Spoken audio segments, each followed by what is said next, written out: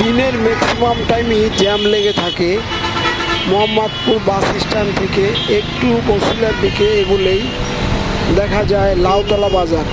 এখানে একটা ইউটার্ন দিয়েছে, মোটামুটি ভালো হয়েছে, তারপরও জ্যাম লেগে থাকে ট্রাফিকের অভাবে অথবা সার্জেন্ট পুলিশের অভাবে। যখন ট্রাফিক পুলিশ থাকে তখন আর জ্যাম লাগে না। একজন পুলিশ এখানে দেওয়া হোক জনগণের স্বার্থের জন্য এবং জ্যামজট এড়াতে, মানুষের দুর্ভোগান্তি কমবে। দয়া করে একজন পুলিশ এখানে নিয়োগ করা হোক।